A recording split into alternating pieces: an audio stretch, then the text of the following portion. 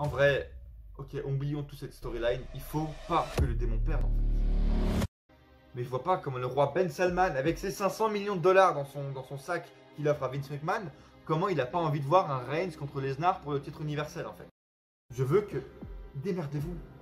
Mais faut que Finn Balor en ressorte fort et d'un côté qui ressorte même avec le titre.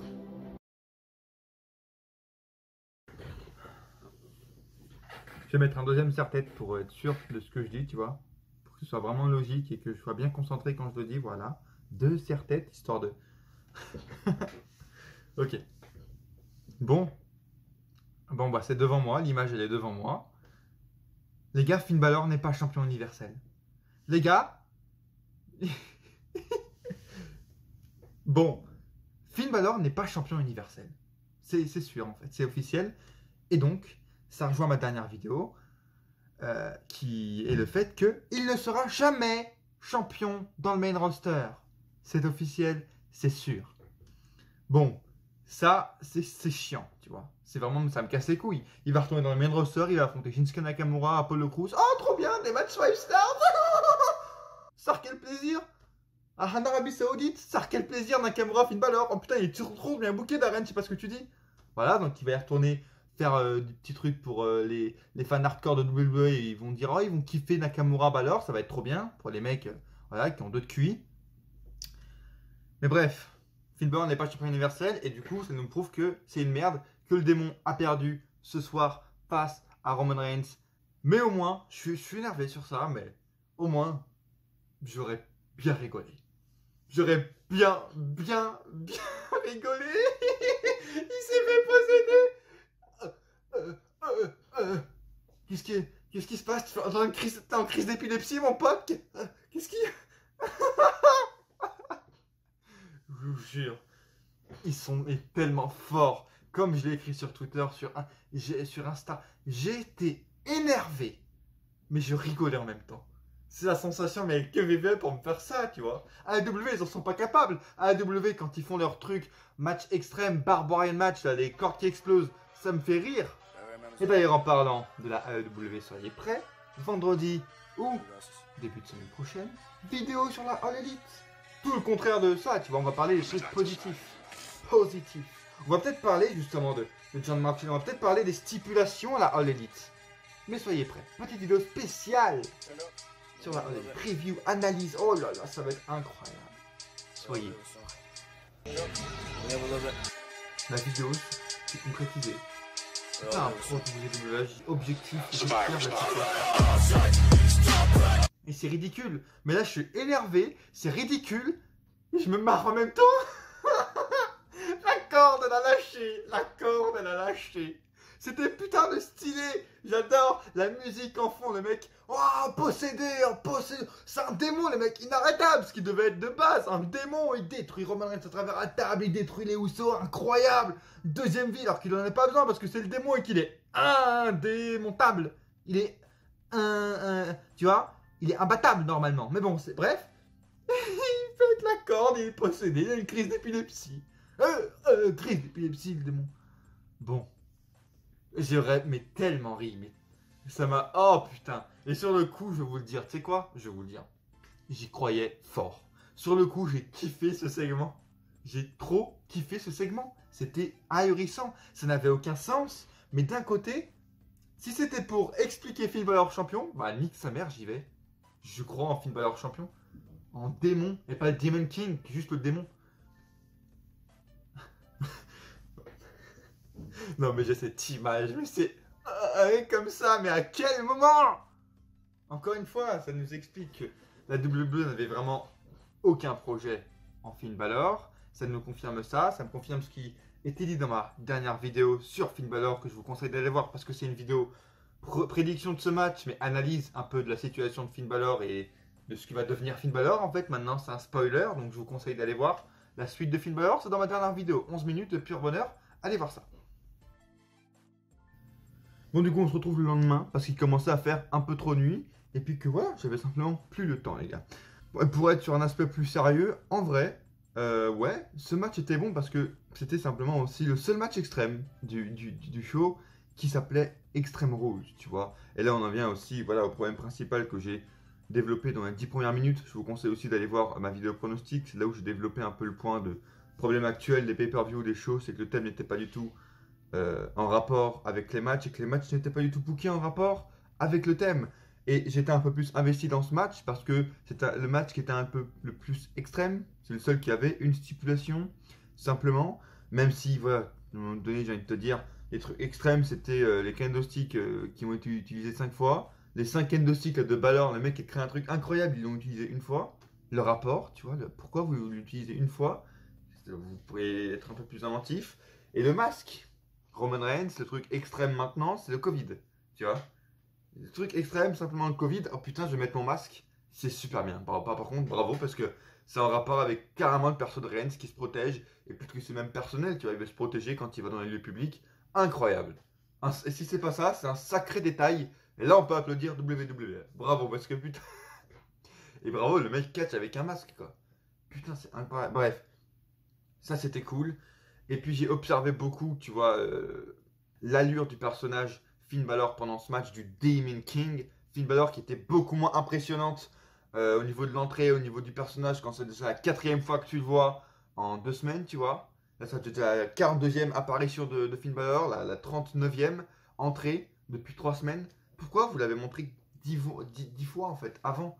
Là, son entrée à Extreme Rules, un pay-per-view, il n'y avait plus rien d'impressionnant parce que ça faisait déjà, voilà, 3 semaines qu'on le voyait, tu vois. Donc j'étais plus impressionné par le Demon King. Déjà, pourquoi plus King et pourquoi juste Demon aussi, de question. Mais au niveau de, ouais, de l'allure, de comment il attaquait de ses offenses, je trouvais ça assez réel, tu vois, quand même. Il était un peu plus heel que ce qui apparaissait dans le Demon King il y a quelques années du côté des main rosters. Il faisait des mimiques, des bruits, etc., qui est assez stylé, même si, voilà, au niveau de son entrée, c'est beaucoup trop gimmické, beaucoup trop, beaucoup trop animé pour un démon, tu vois. Et en vrai, moi, je vais vous le dire honnêtement, j'ai trouvé ça stylé le moment où je l'ai vu. Pas tout, évidemment. Le truc de la corde qui lâche.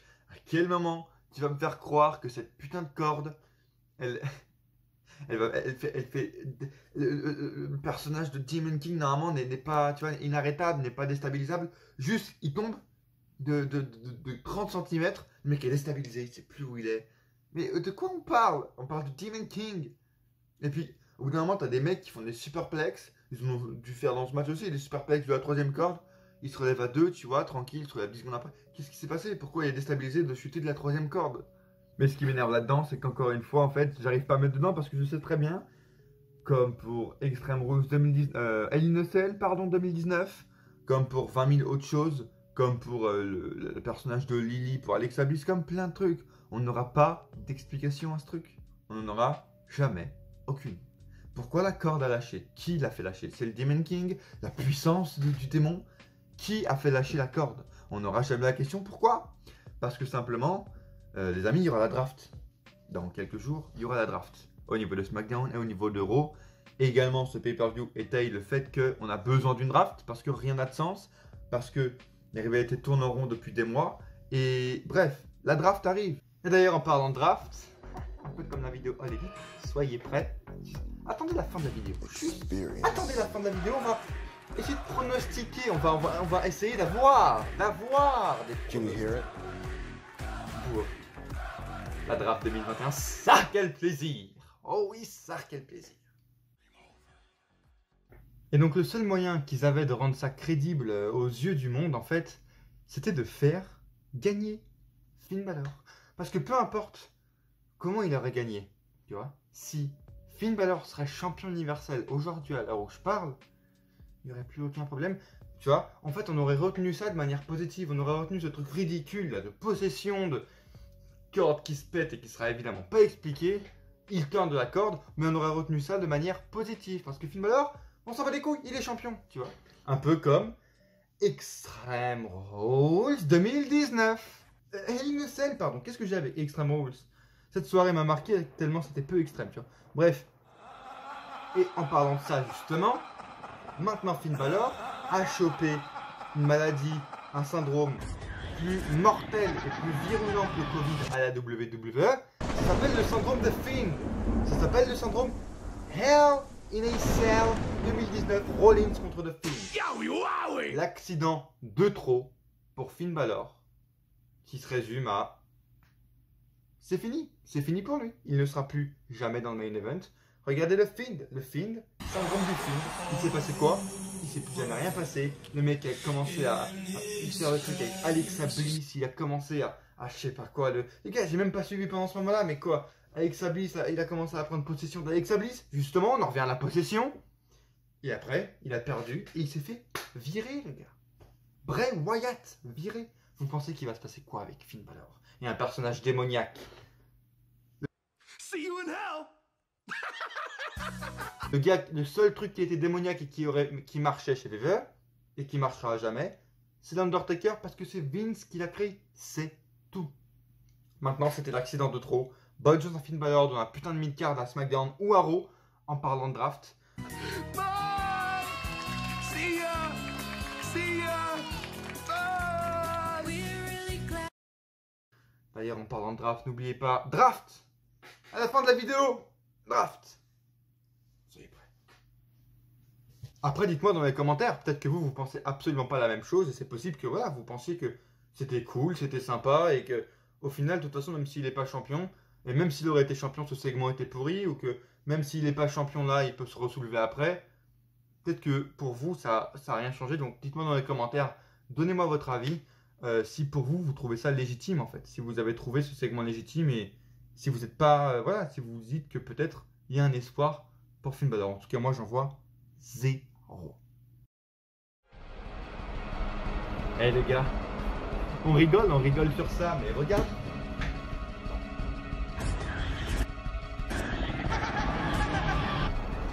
Décor prémonitoire, le Fiend à côté de Bray Wyatt, syndrome du Fiend qu'il a refilé à Finn Balor, syndrome du Fiend, mon décor est prémonitoire, le Fiend qui refile ses syndromes à Finn Balor ici, mon putain de décor, on rigole, mais mon putain de décor est prémonitoire, c'est pas une blague.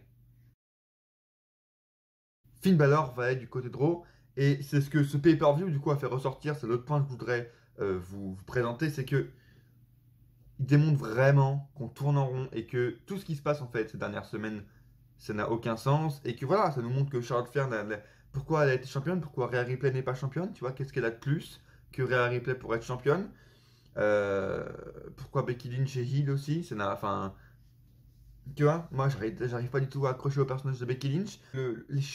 Les matchs, pardon, n'étaient pas bookés en rapport avec les pay-per-view parce que le pay-per-view n'était pas en rapport avec les matchs. Il n'y avait aucun sens, aucune stipulation, tu vois, aucune. Les chaises, les tables, c'était utilisé que pendant le main event. Tout le monde disait we want tables, n'a jamais eu aucune, déjà. En conséquence, du coup, c'est que aucun match n'était booké comme il le faut, tu vois, alors ils auraient changé de thème, c'est-à-dire, ils auraient mis Clash of Champions. Je pense qu'ils auraient donné plus de liberté aux catcheurs, plus de légitimité au match, plus de légitimité aux catcheurs et plus de temps simplement au match, tu vois, pas 10 minutes à Charlotte Flair qui catch exactement comme une heel basique, comme on catchait les Usos au début de show, comme on catchait AJ Styles et Omos, et comme a catché Becky Lynch, c'est-à-dire une heel basique parce qu'il faut être heel, parce que Becky Lynch, elle sort du ring parce qu'elle sait pas comment faire, alors qu'elle a su comment faire pendant des années dans un ring. Pourquoi? Dès qu'elle est heel, elle devient conne. Déjà, et ça voilà, tout le monde est booké pareil parce que le match, enfin le thème c'est Extremo, c'est qu'il n'y a pas de stipulation extrême, donc bon bref, on va pas se faire chier, on va booker ça, tout le monde a 10 minutes, les heels agissent comme des heels, et les faces ont un comeback comme tous les faces basiques. Et comment tu vas t'investir quand Charlotte Flair catch face à Alexa Bliss, comme les Usos, et comme Becky Lynch catch comme Charlotte Flair, tu vois, et comme les Usos, ça n'a aucun sens, tout le monde catch pareil. Quand on a vu Charlotte Flair, Alexa Bliss plein de fois avant, c'était bien meilleur. Pourquoi c'était de la merde? Pourquoi ils sont obligés de faire des matchs lents? L'autre point du coup que ça prouve aussi, c'est que moi j'en ai marre du putain de booking en fait, du booking typique WWE. Parce que là on va dire que le fait que tout le monde catch pareil, c'est du catch typique et c'est du booking typique WWE, tu vois. Que Charlotte Flair, c'est une heel, donc elle fait des trucs de heel, elle est lente, alors qu'en face d'elle, elle a Alexa Bliss. À un moment donné, pourquoi t'es déstabilisé aussi alors que toutes ces semaines à Raw jusqu'à lundi dernier, t'étais en mode j'ai pas peur de toi, et là quand t'arrives en face d'elle, t'as peur. Hein? T'as jamais eu peur d'elle et tu l'as déjà affrontée. Pourquoi tu catches pas normalement? Pourquoi t'es lente avec Alexa Bliss alors que justement il faudrait être plus aux aguets, il faudrait être encore plus rapide, prendre chaque opportunité ou Ouais, vraiment montrer que t'es la meilleure et que t'as pas peur d'elle. Là, t'as montré que t'avais peur d'elle, alors aucun sens. T'es face à Alexa Bliss, un personnage un peu démoniaque, bizarre, catch en conséquence. Les Usos face aux Street Profits. Pour faire une petite review un peu de tous les matchs. Les Usos face aux Street Profits. Un match de house show. Catché en conséquence, je veux dire, t'as Montez-Ford qui est bloqué, qui est pardon blessé. D'ailleurs, le selling de Montez-Ford, c'est ce qui m'a aidé à tenir dans ce match parce qu'il était booké comme un match basique de house show où oh, la hit des heels et puis après le comeback des face. Pourquoi les Usos n'ont pas directement attaqué dans le coin avec des gros coups de bélier sur Montez-Ford, des gros coups de bélier. On s'arrête pas, on s'arrête pas. Gros backbreaker histoire de détruire voilà l'endroit blessé de Montez-Ford. On enchaîne et en 3 minutes le match il est terminé. Non, à part ça, ils prennent leur temps. Le match début, là, l'opener, on n'en parle même pas, c'était horrible. Un segment tag improvisé, mais vraiment un match de house show. On peut pas faire pire, quoi. La hit des heels dégueulasse. Enfin, c'est un truc pas original. Et la fin, où il y a le pin sur Bobby Lashley, qui prouve encore une fois que, voilà, dès qu'il a perdu son titre, ça prouve que, voilà, le personnage de Bobby Lashley Almighty qui perd plus, c'est fini. Il a perdu son titre, du coup, il est plus capable de gagner un match. C'est fini, il peut perdre comme ça, alors que avant, quand il perdait, putain, il allait s'en vouloir, il a encore pu s'entraîner, là il a perdu. Il retourne dans les backstage, ah, bah je vais me venger. Wow, ok, sympa. Ok, donc son personnage est officiellement dead. Voilà, donc les 2 matchs déjà avec les Street Profits, l'opener, c'était très dur de se mettre dedans. Charlotte Flair, Alexa Bliss, comme je vous l'ai dit, le match n'était pas du tout booké en conséquence. Charlotte Flair qui catch pas du tout par rapport à ce qu'elle a face à elle. Et puis insupportable également le booking des VVE que j'en peux plus, c'est qu'on va arriver tout 20 ans avant quoi. Changer de disque. Et tu vois, ça, le truc booking qui change ou quoi, c'est pour un match ou 2, on dit waouh, c'est exceptionnel. Pas du tout. C'est ce que le catch devrait être normalement, est-ce que tous les matchs devraient être. C'est-à-dire les catcheurs catch comme leur personnalité leur dit. Alors que là, les catcheurs n'ont aucune personnalité sur le ring. Comme je l'ai dit, Charlotte Flair a catché comme les Usos, comme ils ont catché comme AJ Styles et Omos avec de la hit basique. Ils sont lents, ils vont à l'extérieur du ring, ils font des prises de merde qui servent à rien, de la hit collier de tête qui sert à rien. Les prises des comptes qu'on va voir 5 ans avant et oh, il y aura un tombé. Il y a un tombé. Enfin bon, bref, c'est insupportable en fait. J'ai même pas mis un petit 3 sur 10, tu vois, pour le match Charlotte Flair Alexa Bliss, alors que j'attendais plus. Et un peu plus stylé aussi, il n'y avait pas de la possession heureusement. La fin avec Lily par contre était sympa. Même si apparemment il y aura une absence de plusieurs mois, tu vois, histoire qu'ils réfléchissent à où on va aller, putain, incroyable. Voilà, on va absenter plusieurs mois Alexa Bliss, histoire qu'on réfléchisse bien à son personnage et qu'elle revienne avec le même personnage au final, on le sait très bien. Bref, le match par exemple, par contre, Priest contre Sheamus, Jeff Hardy est assez sympa, le début un peu lent, basique, mais la fin était bien plus cool, bien plus rythmé, hein, Jeff Hardy, voilà, on y a cru. Au bout d'un moment, moi j'ai cru à Jeff Hardy champion, et puis la fin était très stylée. Bah, voilà, vous savez que quand il y a Jeff Hardy dans un match et qu'on le met en avant correctement, avec du respect, mon garçon, du respect, et bah c'est super sympa. Jeff Hardy, Damien Priest à la fin qui célèbre, c'est juste mon rêve de gosse d'aller célébrer à la fin d'un match avec Jeff Hardy. Donc Damien Priest a réalisé mon rêve de gosse. Voilà, le seul point négatif, c'est le roll-up à la fin pour un face. Fini, fais ton finisher. Pourquoi tu fais un roll-up? T'es un opportuniste? Non, t'es un face. Becky Lynch, Bianca Belair, ça démontre le fait que ça va être très dur de me faire croire à une Becky Lynch heel en fait. Parce que depuis des années, elle agit en face, depuis des années, elle est badass avec un charisme et un personnage et des allures de heel sans être heel sur le ring. Parce que ça ne sert à rien d'être heel pour être heel. Donc là, tu me fais voir une Becky Lynch qui est énervée en promo pour aucune raison, qui commence à sortir, à faire des trucs lents, à faire des prises de lent, à être énervée contre le public pour aucune raison, à sortir, oh je sais pas quoi faire, alors que pendant des années elle est sur un ring, normal, elle a été badass, elle a eu un personnage de heel, sans qu'elle agisse comme une heel. Et pourquoi elle est heel? Pourquoi elle doit agir comme une heel basique sur un ring? Pourquoi elle change tout d'un coup son côté in-ring quoi? Va falloir vraiment pousser pour me faire croire à une Becky Hill, hein, parce que même le public, tu vois, quand on commence pas à être dans des villes de merde, la Knoxville ou les trucs Minneapolis, où c'est des campagnards qui connaissent pas et qui huent les Hills parce qu'ils les connaissent pas simplement, alors que voilà, ils Becky Lynch. Là, quand on est face à une vraie foule de fans de catch dans un pay-per-view, tu vois très bien que les fans soutiennent Becky Lynch, beaucoup plus que Bianca. Donc, à quel moment tu vas me faire croire à une Becky Lynch Hill qui agit, voilà, elle est méchante. Non, ça n'a aucun sens avec ces dernières années. Et puis même, elle est heel. Elle devait être heel à SummerSlam 2018 et ça n'a pas marché. La bonne chance, juste bonne chance. Donc voilà, Sasha Banks à la fin qui revient, je n'en ai même pas parlé, mais c'était bon, assez prévisible. Je n'en ai pas parlé dans ma vidéo. Bah bien sûr que si, je vous en ai parlé. Voilà, bon, on est le prophète, encore une fois, le prophète se révèle. Bon, et sinon, pour en revenir à ça, Sasha Banks c'était sympa. Voilà, peut-être un triple menace pour le prochain pay-per-view en Arabie Saoudite. S'ils ont le droit d'avoir des femmes avec des cheveux bleus et des cheveux roux.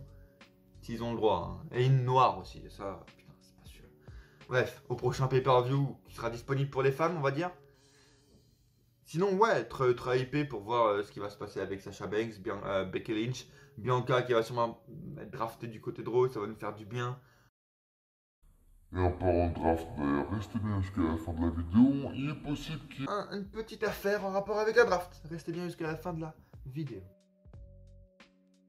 Et enfin, le main event. C'est correct. C'était j'ai appris d'ailleurs hein, que c'était un Extreme Rules au moment où j'ai vu le graphique, tu vois. Parce que j'avais aucune idée que c'était un Extreme Rules. Et ouais, troisième fois que tu vois l'entrée du démon, etc. Mais je me suis quand même arrivé à me mettre dedans malgré tout. Ouais, j'ai trouvé quand même le démon assez logique dans ses mouvements, assez logique, qui est arrivé à se défendre comme il faut. J'ai eu des bribes du Demon King qu'on voyait à NXT, qu'on voyait au tout début dans le main roster à SummerSlam 2016, tu vois, qui était assez cool et bien booké. Mais malheureusement, ça nous prouve encore une fois qu'ils n'ont Dieu que pour Reigns et qu'encore une fois pour eux, Finn Balor c'est un autre pantin à faire bouger. Il a rien de personnel pour lui, enfin il a rien tu vois, d'exceptionnel et qui va jamais avancer plus loin dans le main roster et qui va jamais être champion. Voilà, quand j'ai dit que je voulais une raison n'importe laquelle pour que Finn Balor reste champion, j'y croyais pas. Qu'on soit honnête, je me disais que ça allait être un truc ridicule. Si Finn Balor allait perdre, ça allait être quelque chose de ridicule. Non, Undertaker il se ressoulevait net, le Finn il se ressoulevait net, Finn Balor l'a fait aussi, à se ressoulever net d'un coup après. Pourquoi commencer à être possédé? Juste, il commence à bouger lentement au pire, tu vois, à reprendre un peu vie dans les doigts. Mais il faut que ce soit des détails. Juste, il se soulève d'un coup, tu vois. Beaucoup plus sympa, logique, cohérent et moins ridicule, tout simplement. Et Reigns qui reste champion, bon, comment ils vont expliquer ça? Simplement par une petite draft.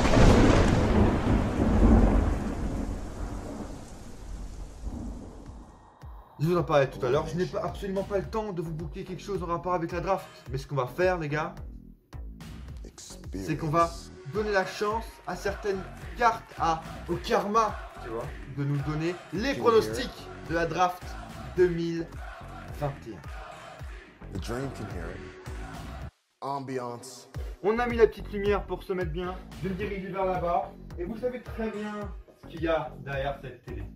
Vous savez très bien ce qui se passe quand je me dirige ici. Can you hear it? The dream can hear it. On va essayer d'avoir des pronostics pour la draft 2021 grâce à la toute puissance, à la prémonition, au prophète Slam Attacks 2019. 2020. Et d'ailleurs, MDR, la AEW dans ce paquet aussi. Hein.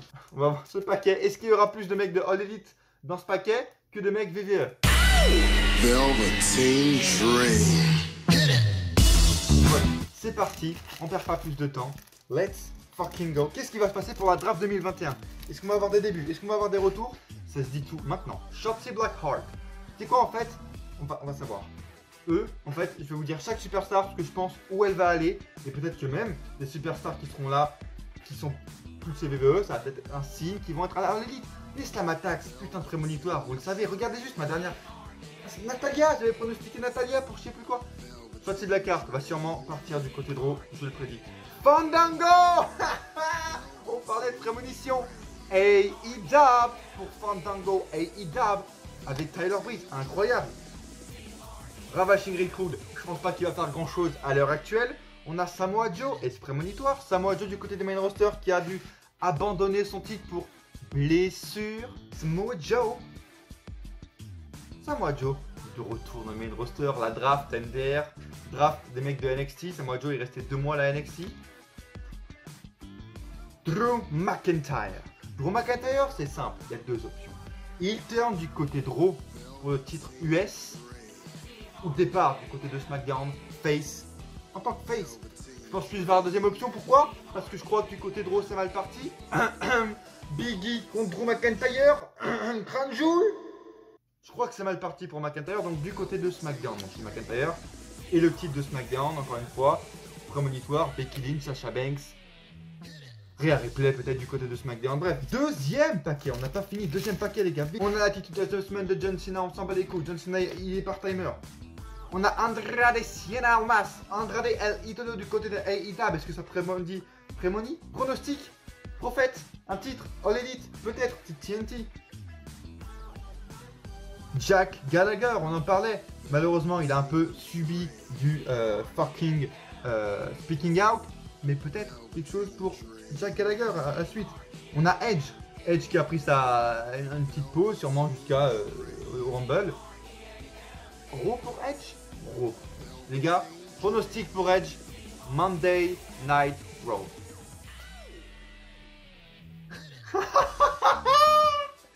Io Shirai, bon, du côté de Raw, ou alors elle reste à NXT parce qu'elle est encore championne NDR, elle va perdre son titre. Et ce nom est faux les amis, c'est Doudrop, la petite boule incroyable. Ça, quel plaisir de faire pronostics, la matate. Pipe en even, Doudrop du côté de SmackDown en tant que face, elle va affronter je sais pas qui, elle va aller affronter Becky Lynch. Qu'est-ce qu'elle fout, Doudrop, incroyable. On finit magnifiquement bien les gars. Doudrop, SmackDown, Doudrop, future championne de SmackDown, Doudrop. Et à coup sûr, on se retrouve dans une prochaine vidéo.